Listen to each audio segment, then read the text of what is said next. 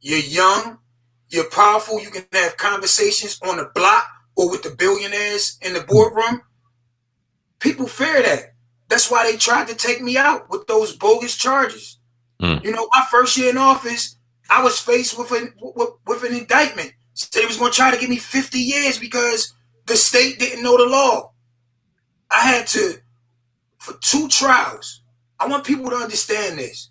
They always want to talk about what money people had. Listen, at the end of the day, we all live the same 24 hours a day. My wife, not from Atlantic City, but from North, urban, you know, valedictorian of her class. She has a doctorate. I have a master's degree. We should be shining examples of what is possible. People act like I grew up in the house that I live in now. People know where I live. I mean, you know, I say I'm from VAC. I love my people in VAC, but I grew up right across the street. And all my friends were from VAC. I just didn't deal with the nonsense. So people know where I've come from. I mean, it's not like I grew up with a silver spoon in my mouth. And people want to talk about what you had, but let's talk about the $250,000 that I had to spend to defend myself. Can you imagine the things that I could do with my family now? If not for that, I'm still paying for the first trial. But people always want to count your money, but don't want to tell a whole story. I come from extremely humble beginnings. And I want the kids in this community, which they do, to look up and say, hey, you don't have to want to be me. You can say, well, I want to be somebody like Marty Small. And there's nothing wrong with that because he went through the school system like me. He grew up in the hood like me. He could have moved any and everywhere in this country that he wanted to because he has a master's degree. He has a lot of options. But I chose to come here. But the sad part about it is, and I remember when I was building my house, I said, I can't believe that people are hating on my home. But if I built that house in Linwood, which we could afford, people would say, oh, he think he better than us. He don't want to be. The house that I built is in the neighborhood that I grew up in. Facts. We're in the building for episode 341. Got a special guest in the building. The mayor of Atlantic City, Mr. Marty Smalls. Mr. Smalls, Mayor Smalls, I should say. How you doing this evening? Well, good evening, and thank you for having me, and good evening to your listening audience. Definitely. So, man, definitely excited to have you here. Wish we can have you in the building, but you know, the COVID-19 was going on and all that. And we got to do what we got to do. But I guess we can kind of start. You know, first you can introduce yourself, but I kind of want to go back to like when you got started. You know, what made you want to be a councilman? If that was the first, political position, could you let us know about that? Well, I'll let you know that I was born and raised in Atlantic City. I'm a proud product of Atlantic City public school system, graduate of Atlantic City High, class of 1993. From there, had a little success as an athlete. I was a baseball and basketball player. Actually, my freshman year, I played all 3 sports, football, basketball, and baseball. So had a little success as an athlete, but chose basketball. Went on to now Stockton University in the EOF program. Had success on the basketball court. I left as the number 10 all-time leading scorer, number 1 all-time leading rebounder. But more importantly, I graduated, got my degree in communications in 1998. 6 years later, 6 days later, I signed the semi-pro professional basketball contract with the United States Basketball League, and I played on the championship team for Atlantic City. Realizing that basketball wasn't going to pave the way for the remainder of my life, I hit the workforce. I was always politically active as a young man in my community. So I went to then mayor, the late, great, former state senator, former assemblyman, and former mayor, Jim Whalen, who was my political mentor. I said, look, I graduated. You said, graduate, stay out of trouble, come home and get a good job. I said, I'm home. I need a good job. And I got my start in the welfare office in the city of Atlantic City while I was on hold to run a state program, a partnership between the Atlantic City Police Department, the Atlantic City Health and Human Services Department, and the state of New Jersey Law Department and Public Safety. And I was the Safe Haven program coordinator. My job was to run quality of life activities for senior and youth in Atlantic City in the targeted area. And from there, I just started getting active. When I first came home, excuse me, I ran the men's midnight basketball league that was tremendously successful. We lowered the crime. We had that league for 8 years. And then I started getting active politically, more active. Senator Whalen put me on the Atlantic City Free Public Library Board of Trustees. I got some much needed governmental experience, understanding budget. Then the next year, I decided to run for the Atlantic City Board of Education, which I was successful, and I was the top vote getter. And then, being ambitious, I wanted to be a city councilman. And the next year, I ran. And when I was sworn in, I was the youngest elected city councilman in Atlantic City's history. And that is a position that I held for 16 years, in the last 4 as council president until I became mayor in October. And in between that time, all while working politically, I also held professional positions. I ran the Boys and Girls Club of Atlantic City for 4.5 years. I ran the Atlantic City Public Schools After School Sports and Clubs program for 11.5 years.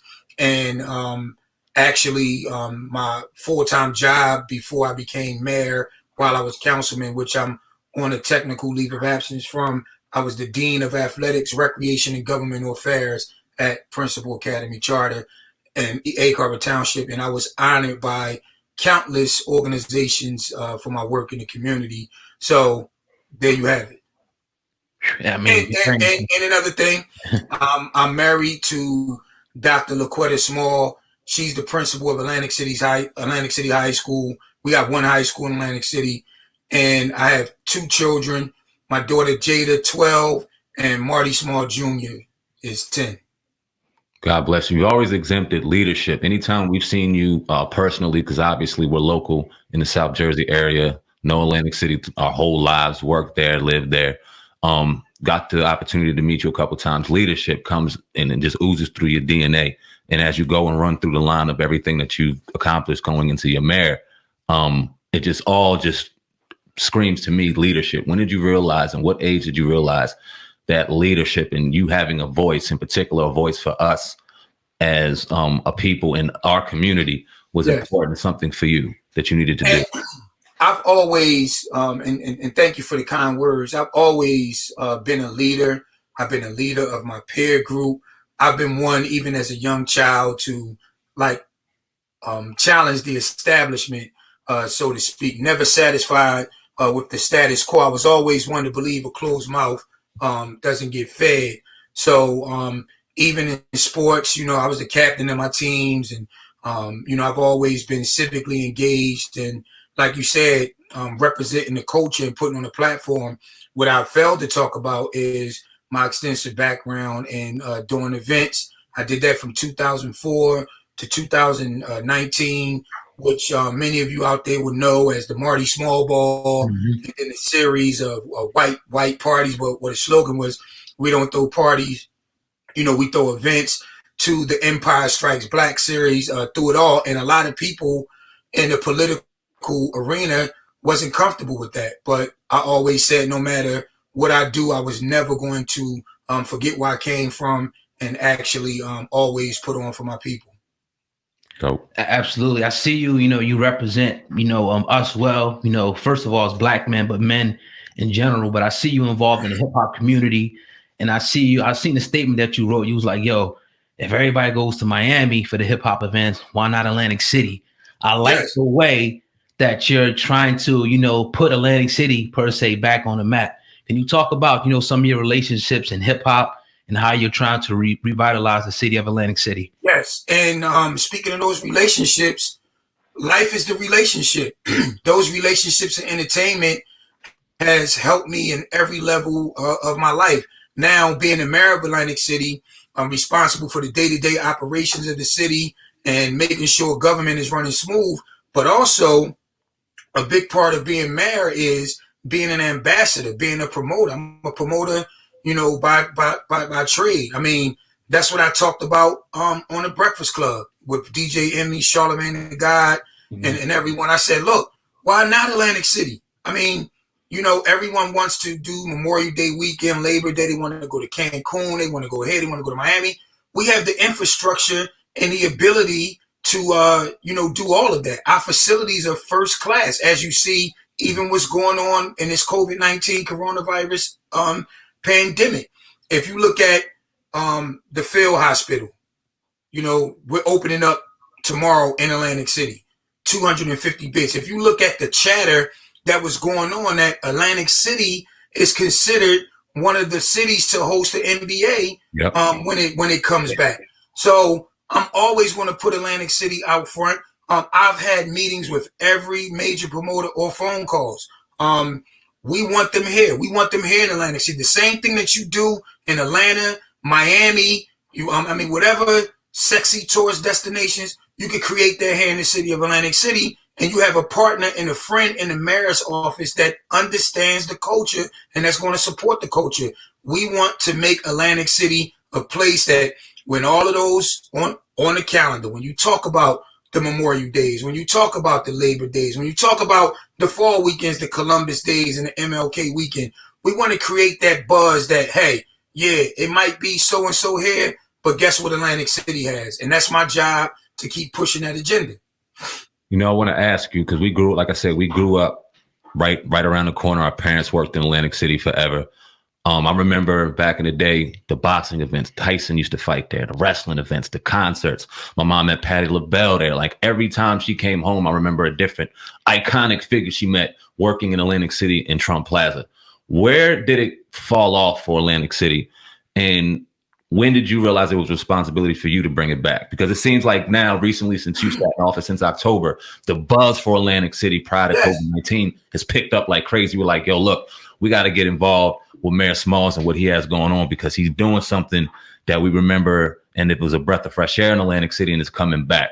So talk about a little bit how and when it fell off and why did it fall off, and you bringing it back. And we're going to bring it back. I'm more than confident. I'm confident in my relationships. I'm confident in my ability to sell people, to do things, especially here in the city of Atlantic City. We're working with everyone. Live Nation, they're doing their beach concerts, etc. And I talk to other companies. I'm like, look, let's talk about urban. We do everything well. But for some reason, when you talk about urban and hip hop, people tend to shy away. But the same issues that you can have in the urban setting, you have in every other genre as well, but it's just not widely reported. So why not, come here to Atlantic City? And the fall off is from a multitude of measures. And look, you got to give him credit. We might not agree with his politics in the White House, and he did people dirty here in the city of Atlantic City, but the man was a promotional genius. He got Mike Tyson to choose Atlantic City each and every time, for all of those major fights, and that's Donald Trump. He brought WrestleMania here. I remember when I was a kid, me and my boy Steven Gardner, we in church, but we not really in church. We thinking about, man, when this is over, we getting on the jitney and we going to WrestleMania. All of these events that the city of Atlantic City had, the big boxing shows. I remember the biggest event of my career, and a lot of people in Atlantic City's favorite event, was the Field of Dreams. That was after the Bernard Hopkins and Antonio Tarver mega fight here in Atlantic City. And we just got to get back to that. It's a couple things. It's economics. We had what was first Sandy. Then we had the downturn of 2014 when 5 casinos closed and everybody left Atlantic City for dead. And before this pandemic, you've seen the ascension of not only the casino gaming, but now we have sports gaming. And, a lot of people are starting to pay attention to Atlantic City. And that's just like when they say every administration budgets to their priorities. And that's true. And that's why, like in my budget that I'm going to submit, it's going to be filled with youth and senior activities. And also every administration, picks their priorities. I believe in entertainment.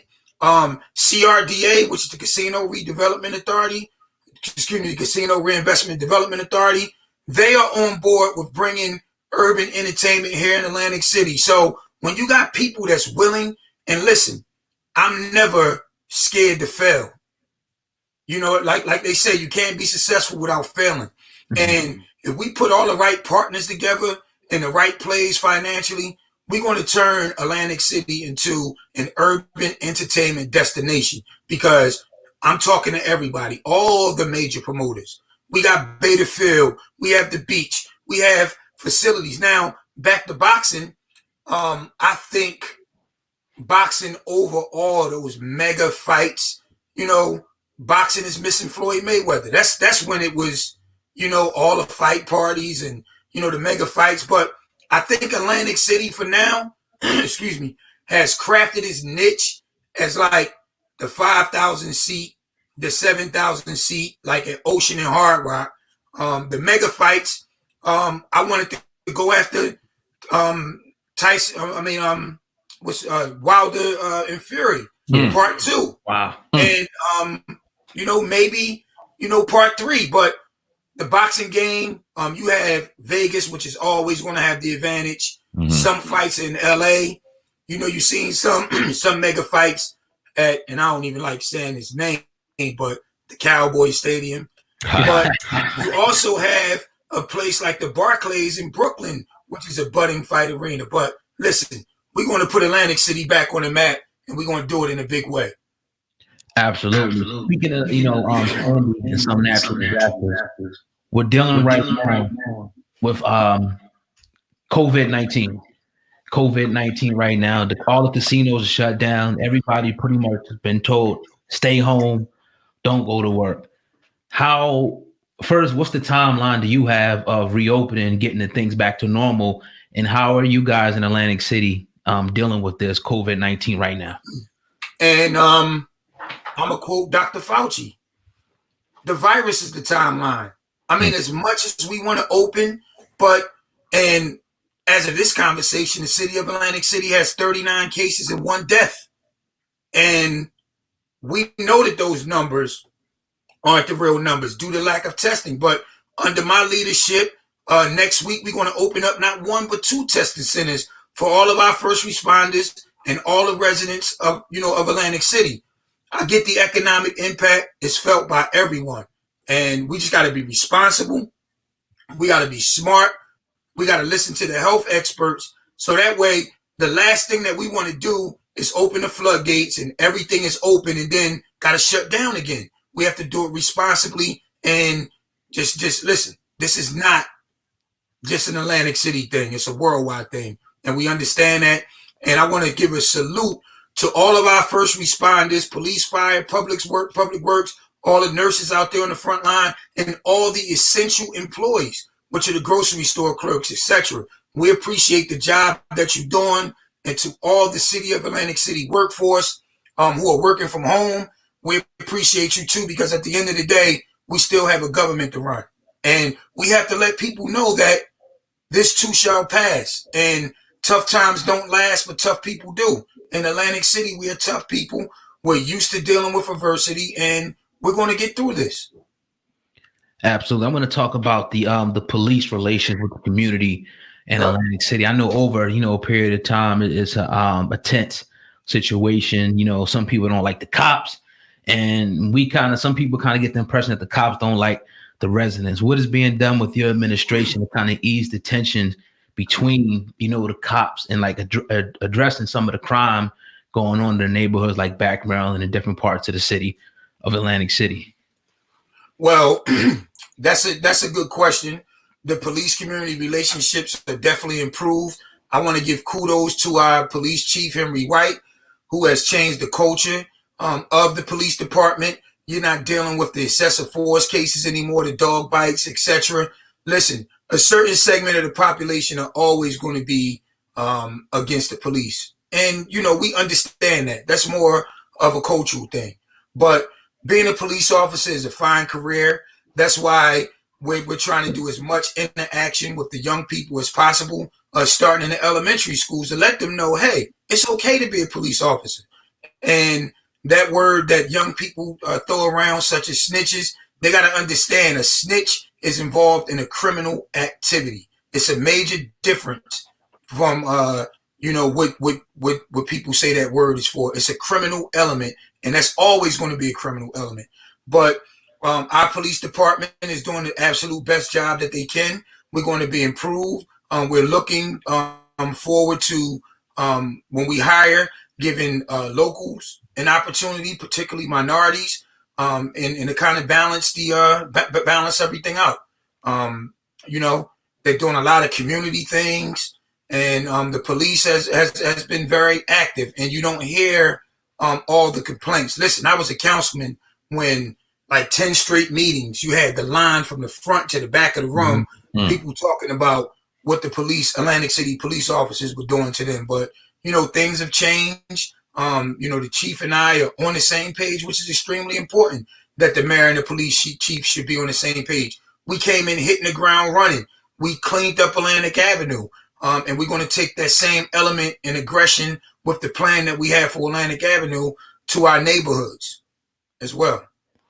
Talk about how important it is for you to have that hand-to-hand relationship with the Atlantic City Police Department, but also being a part of the community, born and raised there, understanding the culture, understanding the climate, how important that is as you as mayor to be just ingrained in Atlantic City as well. It's extremely important. It's to quote Stephen A. Smith about the sorry Dallas Cowboys, it's an accident waiting to happen if you don't have a relationship with the chief of police. And I've seen mayors who don't even talk to the chief of police. And that's getting you nowhere. You have to work hand in hand. You have to come up with programs. You have to be on the same page. And, you know, my relationship with this chief predates me being mayor, and we've always had a solid relationship, and we're going to continue with that. We got to be honest with each other, you know? Right. I want to ask about, you know, some of the, I know you were talking about in your budget that you're going to present that it was going to be like some after school programs and things for seniors, because the way I look at it is I see people doing crime as a function because they don't have money. So they resort to, you know, selling drugs and doing different things. There's no excuse, obviously. So what is being put in place by your administration that could like address, you know, kids, you know, after school time, giving them more opportunities besides the casinos? Every major program, youth related, in the city of Atlantic City, if you're talking Boys and Girls Club from the school system, I've been a part of. I put the play together. So who better to lead the city and provide opportunities for youth and seniors than myself? My background in this field speaks for itself. From, you know, taking the kids to the NFL tournament, to exposing kids to Super Saturday in the city of Atlantic City. We're going to do that and more. We already got the play in motion. We already got the senior activities and everything going. Soon as this pandemic is over and life is returned to a form as we knew it, you know, you're going to see exciting things. As far as jobs, we were going to have a job program in May. But obviously with this worldwide pandemic, we met with the casino associations. We said we wanted each property to commit a number of jobs for Atlantic City residents only, and not just the entry-level jobs.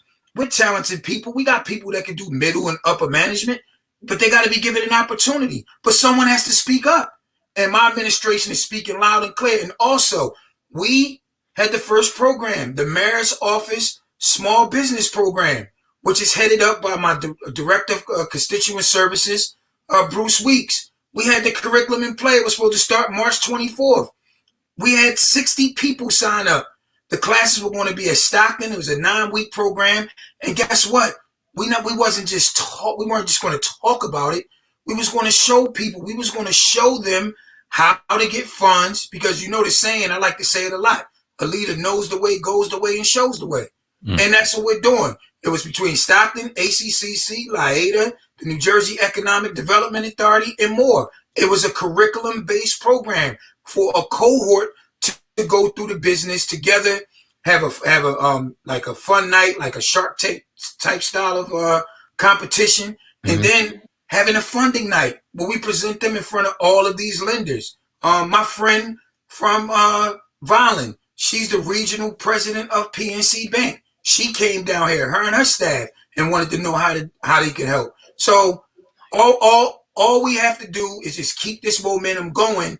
And soon as they say, outside opens back up, you know, you'll see all of these exciting plans and programs from the mayor's office that has been on paper, but is being implemented now. But guess what? All of this is for naught if Atlantic City does not vote no. We have a change of government election on May 12th.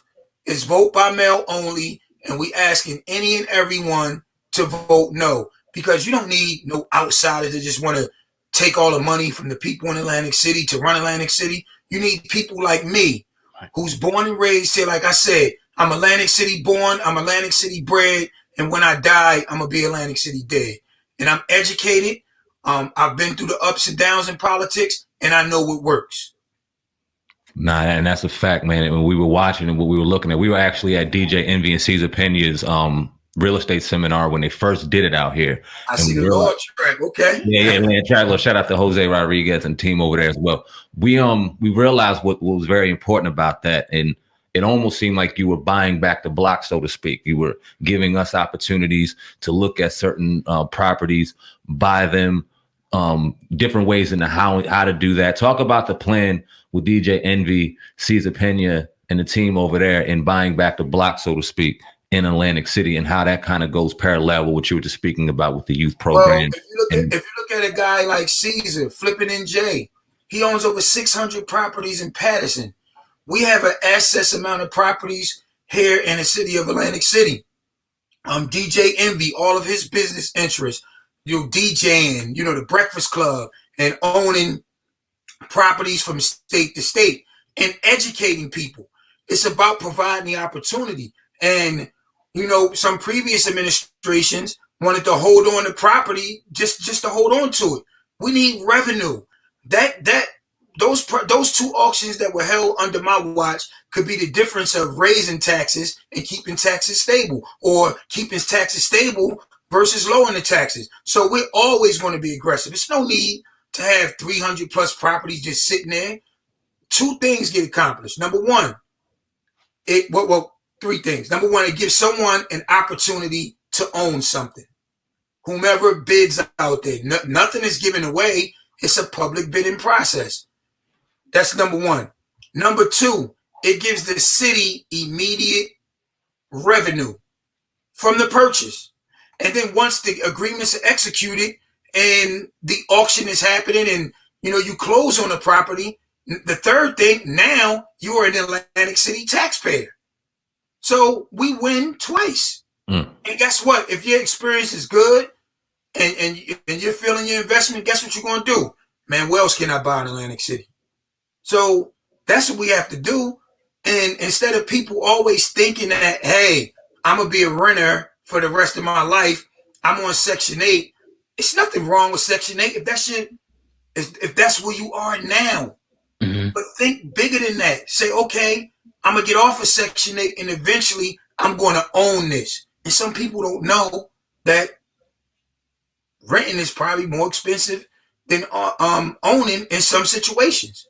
Mm-hmm. So, absolutely. I want to ask you some of your challenges first, coming in and taking over the seat from, I forget the guy's name that was the mayor out there that was, I think he was indicted. Frank Gilliam. Frank Gilliam, that's right. What were some of your challenges coming in from that administration, and obviously have to change some things, undo some things? Can you go into some of the things you had to do? Yes. Well, first, like I said, I take no glory in that. Continue to pray for Mayor Gilliam and his family during this difficult time. As far as transition, we hit the ground running. I mean, running. Because I was so involved as the council president due to his situation, and the people who I surrounded myself with, we were able to come in, get a plan together very quick, and put the agenda up and start implementing. One of the things we came in, employee morale was low. We boosted the employee morale. We provided opportunities for upward mobility. We spruced up City Hall to make it look like a more professional place. We started showing our employees we appreciate them by Employee of the Month program. We came in, we first thing we did was clean up Atlantic Avenue, and the residents, visitors, businesses, and everyone appreciated that. It's a little more challenging now because of what we're going through, but we'll get back at it. We'll stay aggressive. We came in and said we wanted to tear down Trump Plaza. That's about to happen. So a lot of things that we said that we were going to do, we've already implemented. And if you look at our State of the City address that happened in January, the things that we said that we wanted to do 6 months into my term, we're almost complete. And those are a lot of things that the residents can see and the residents can touch.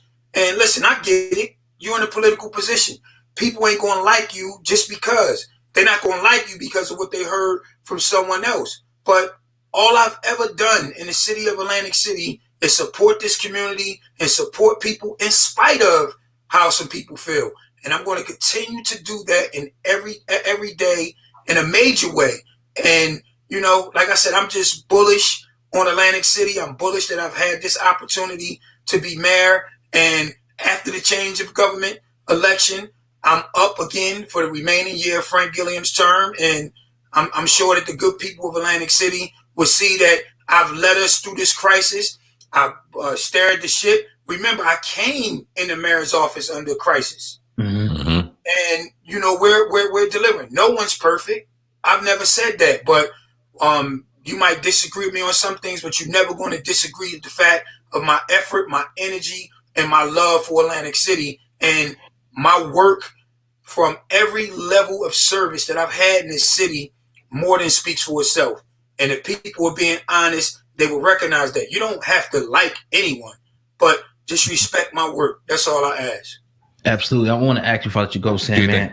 Often people will say one thing about Atlantic City. They'll say you got these big casinos, multi-billion-dollar casinos, but like less than a mile away, you got projects right there. So my question will be, what is being done or what can be done to facilitate the redistribution of wealth from the casinos down into the community? I guess besides, you mentioned that the jobs and everything that they'll be providing for the casinos, but what else are the casinos doing to help the community of Atlantic City? Well, see, this is what this administration, my administration, is starting. We want people to become entrepreneurs. We're going to show them how to get the money to own their own businesses. But the redistribution of funding, it starts with having the tax money that leaves Atlantic City from the state of New Jersey into the city's budget. So, for an example, in 2018, they say $154.5 million left the city of Atlantic City, from the city of Atlantic City, and went to the state of New Jersey. In 2019, I just did an interview with the press, March. They said that the casinos are making something like 700 and something thousand a day for the month of March. Just imagine June, July, and August. So let me just say this to your people out there so they can understand. And I made this analogy on the Breakfast Club. So let's say tomorrow we come in Atlantic City. Tomorrow is, Wednesday. Mm-hmm. The three of us, and we're going to drive 3 separate cars. All right? We're going to go to Hard Rock, okay? We're going to park our cars around 2 o'clock, okay? The 3 of us park our cars. We go to check in our room. Our room isn't ready. We go eat. We go drink, right? Later that night, we hit a show at Hard Rock. That's luxury tax. So when we parked our cars, right, that's parking tax. Our room wasn't ready, so we went to go get a drink. That's luxury tax. While we were waiting for our room, we bought a ticket to a show. That's luxury tax as well. We go back to check into our room. That's hotel tax. And then late night, let's just say it's a late night NBA game. We go to the sports books. We all bet, right? That's sports gaming tax. We do that Wednesday, Thursday, Friday, Saturday, Sunday, and we check out on Monday, right? Mm-hmm. Guess how much money the city of Atlantic City got from everything we just did? How much? 0. Wow, man. People not understanding that, but I'm going to keep applying the pressure and keep putting it out there. We need, even if the city of Atlantic City had 10% of what they said we needed. So let's just take the 2018 numbers, the 154.5. If we had $15 million in our budget, taxes will be lower in a big way which saves the homeowner, lets you buy other things to reinvigorate the economy. So more discretionary income. But we're going to keep applying it. We've been talking about it and nothing has been done. And I'm not going to rest into it until it's done. Man, that was mind blowing right there. To be damn, I didn't know that. Can you talk about the early plans for Trump Plaza? We know it's the schedule for it to be knocked down is very soon. Iconic place. As soon as you drive into it off the expressway, that's one of the first things you see. Yes. What are the early plans for that property, for that land? Well, my administration, we held 2 sessions. And negotiated before we took them to court, and it was about $6 million that they had in IATs, which is investment alternative tax, for when they were casino. So we were trying to leverage both, and the city don't get any money from parking, and we wanted to take possession of the garage, the parking garage, let the city manage it and run it, and reap the benefits of the revenue. We're not getting any money from anywhere else. So they said they wanted to tear it down, but they weren't sure, etc. So debris started falling off the building. We got 2 instances. Mike Lopez was doing Facebook Live. He saw one. We had one of CRDA's employees record sheet metal falling from in between Trump Plaza and Boardwalk Hall. So what we did, we got aggressive, which my administration said we were going to do, and we took them to court. And our goal taking them to court is, okay, you want to tell us what you're going to do, but we want a court order mandating what you should do. So we won in court. They said that they had 45 days to submit their demolition plan. But guess what? Yesterday, stuff is falling all off of Trump Plaza again. And not only on the old tower, those holes up there are much larger now because of the wind.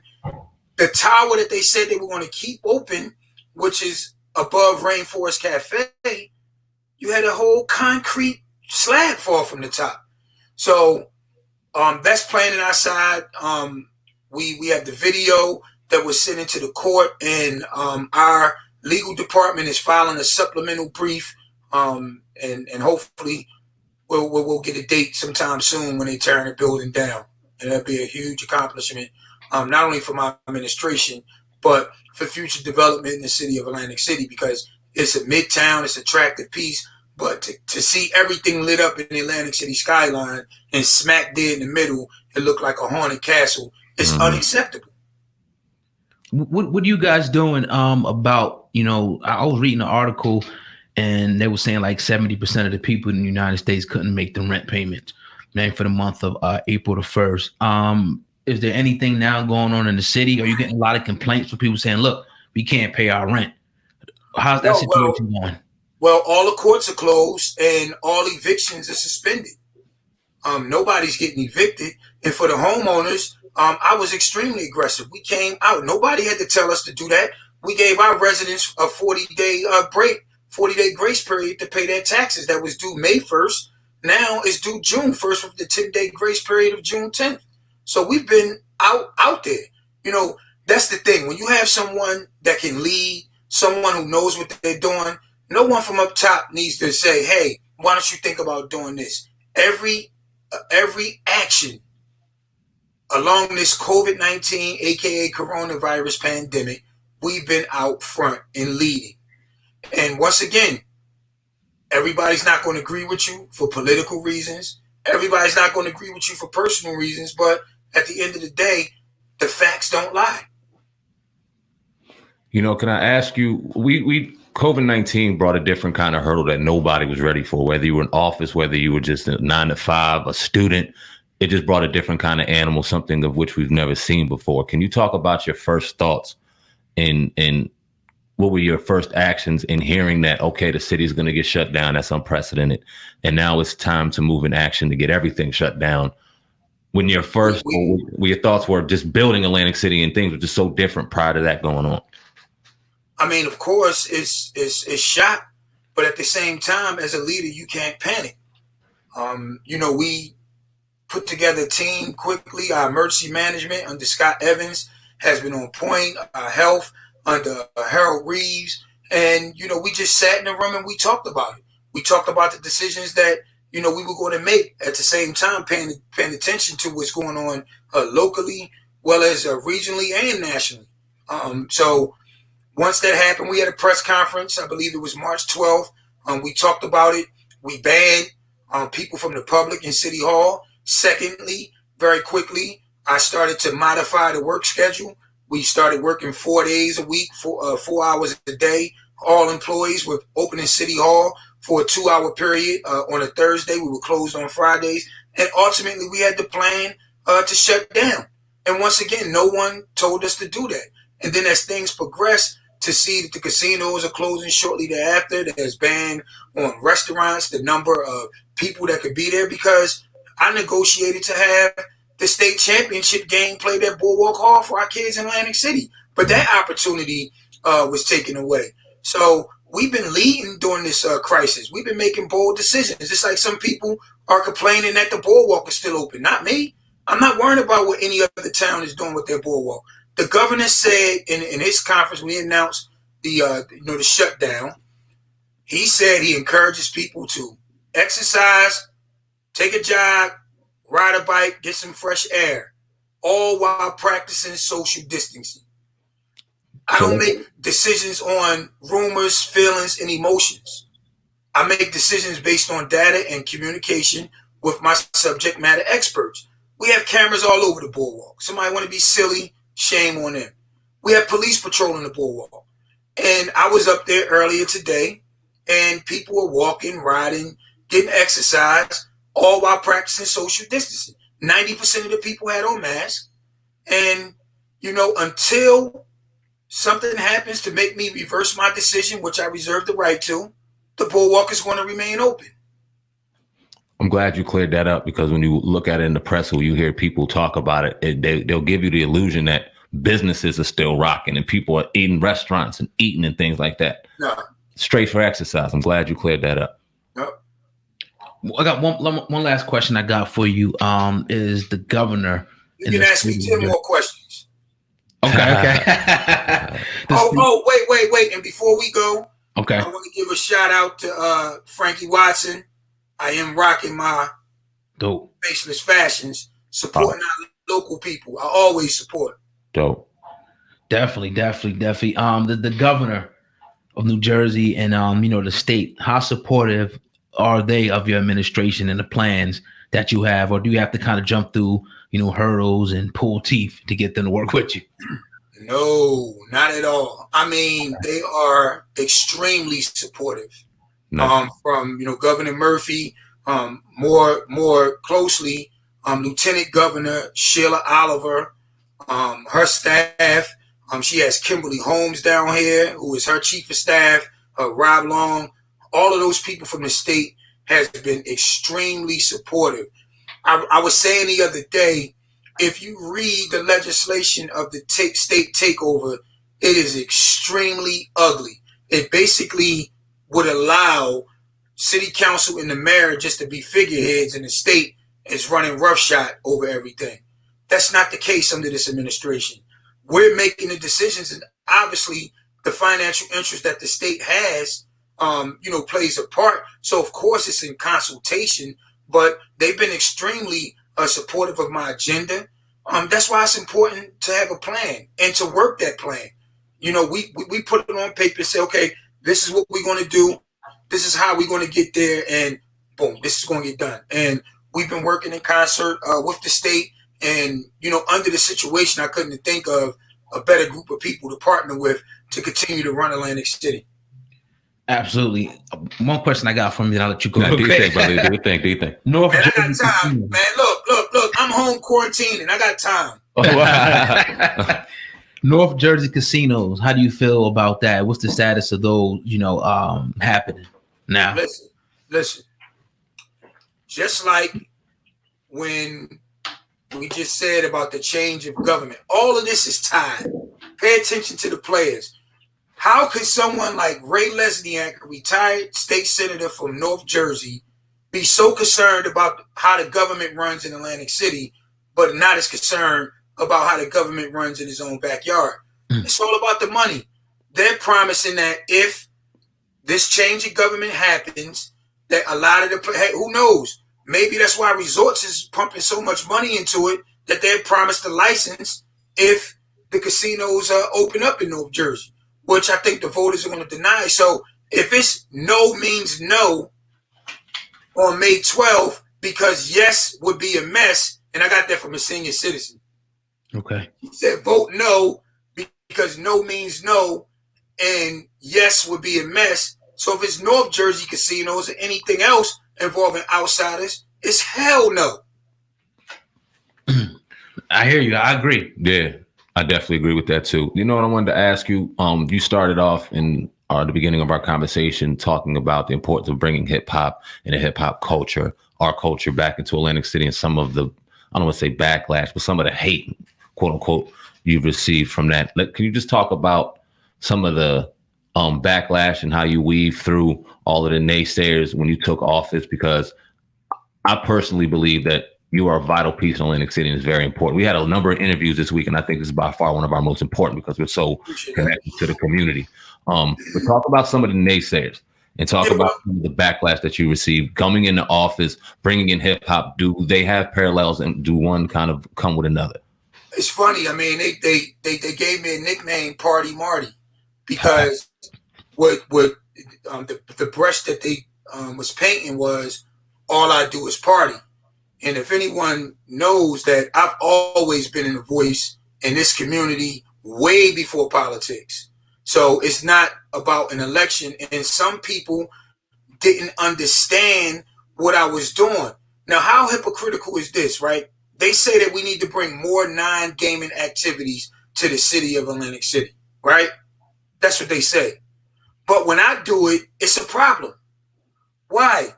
They're worrying about how much money somebody is making off a part. And listen, when we were in school, we was told to please excuse my dear Aunt Sally. It's all type of mathematical equations. You can't say this person got 400 people in a room and what they made was times the ticket sales. You don't know how much it costs to put that production on. And that's what a lot of people was hating on. But like I said, we told to please excuse my dear Aunt Sally. So a lot of people were like, well, why would a city councilman be throwing these parties? But they're not looking at the economic impact that I was making. How about the hotels the multiple hotels that I sold out in the middle of January? How about people coming here Friday and leaving on Monday? The people that tipping people that park our cars, make our beds, make our coffee. How about that? How about in the third week of August? How about the people who would be working 2 days a week normally, but since my event is in town, they're working 5? Let's talk about that. But they want to praise other things, and I'm proud of what I've done. And the backlash is when you're educated, you're young, you're powerful, you can have conversations on the block or with the billionaires in the boardroom. People fear that. That's why they tried to take me out with those bogus charges.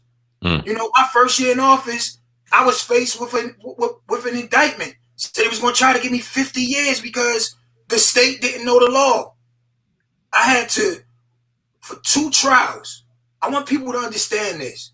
They always want to talk about what money people had. Listen, at the end of the day, we all live the same 24 hours a day. My wife, not from Atlantic City, but from North, urban, valedictorian of her class. She has a doctorate. I have a master's degree. We should be shining examples of what is possible. People act like I grew up in the house that I live in now. People know where I live. I mean, I say I'm from VAC. I love my people in VAC, but I grew up right across the street. And all my friends were from VAC. I just didn't deal with the nonsense. So people know where I've come from. I mean, it's not like I grew up with a silver spoon in my mouth. And people want to talk about what you had, but let's talk about the $250,000 that I had to spend to defend myself. Can you imagine the things things that I could do with my family now. If not for that, I'm still paying for the first trial. But people always want to count your money, but don't want to tell a whole story. I come from extremely humble beginnings. And I want the kids in this community, which they do, to look up and say, hey, you don't have to want to be me. You can say, well, I want to be somebody like Marty Small. And there's nothing wrong with that because he went through the school system like me. He grew up in the hood like me. He could have moved any and everywhere in this country that he wanted to because he has a master's degree. He has a lot of options. But I chose to come here. But the sad part about it is, and I remember when I was building my house, I said, I can't believe that people are hating on my home. But if I built that house in Linwood, which we could afford, people would say, oh, he think he better than us. He don't want to be. The house that I built is in the neighborhood that I grew up in. Facts. Powerful. So, dealing with that, people don't understand your story. They don't know how it was when my second trial. Remember, twice they took me through this twice. We beat the first trial, supposed to last a month. It lasted 2 weeks. Had the legendary lawyer Ed Jacobs. The second time wasn't good enough for him. They wired someone up for sound that I went to high school with, had him follow me around for 4 months for sound and video, and didn't get anything because I don't live my life like that. But they had someone with mental issues come in and corroborate a story, so then they indicted me. Not only me, they indicted 13 other people for my campaign, and they wanted everybody to say, no, they did it. And listen, we are a lesson. There was 6 of us who went to trial every day for 6 months. Every day. And we had to stress every day on what the jury was going to do. And thank God that jury cleared all of us. And then they didn't even try the second 6. So there's a lot of stories going on. How I felt when we under deliberations and it's my son's first birthday. And I'm in the car crying because I'm like, damn, am I going to come home to have my son's first birthday party? But listen, man, all of that just makes me stronger. Listen, if people want to hate, people want to talk and do all of that, look, it don't bother me because it's not going to change what I do and what I'm trying to do for the city. I hate to always bring up race, and I'm sure you work in the mayor's office with a lot of great people who aren't just black, multicultural, a lot of different colors and ethnicities. But I can't help but to feel like anytime we're in a place of position of power to benefit our own, something comes along between the way to try to tear that down. We talked about Nipsey. We talked about a number of other people doing things in their community, and just seemingly for some reason they're being I don't know what the word is, but something wanting to tear that down. I just salute you, man. I'm not even going to have you answer any question involving that. I just salute you. Definitely. You know what I'm saying? For just staying on path, doing the right thing for Atlantic City, man, and doing the right thing for our people. I salute you wholeheartedly. Can you, going out, give people where they can find you, some of your handles, social media, and anything that we need to be doing in Atlantic City in the future upcoming weeks? Well, thank you for your time. Thank you to your audience. I hope that I gave you guys what you needed.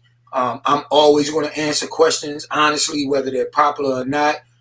This was one of my more fulfilling interviews, to help, you two young brothers out. I appreciate the fact that you guys reached out to me, and I'm glad to be here. Just more, happy if I was sitting next to you guys in the studio, but thank God for the technological advances. But listen, Atlantic City, we're going to get through this. These are trying times, unprecedented times. And we just got to all stick together. It's extremely important, particularly on May 12th, and everyone votes no. You should be receiving your vote by mail absentee ballot from April 24th on. And for all updates about COVID-19 in the city of Atlantic City, I want everyone to follow and like Atlantic City Gov on Facebook, Instagram, and Twitter, and also cityofatlanticcity.org. That's our website. And also the latest on COVID-19 is covid19.nj.gov. And you can follow me I think I'm maxed out on Facebook, but people can still follow. I make my posts public. I'm Marty Small Senior on Facebook. I don't really do Twitter that much, but I'm Marty_Small. And on Instagram, I'm Marty Small. That's IMMARTYSMALL. And listen, thanks again for the opportunity. And like my slogan says, every day it's all over City Hall when we answer the phones. In spite of, it's still a great day here in the city of Atlantic City. Dope. Absolutely. We definitely appreciate your time. Hopefully, we'll have you here in the future as well, man. Good luck to you and your endeavor for the city of Atlantic City. Peace. Thanks.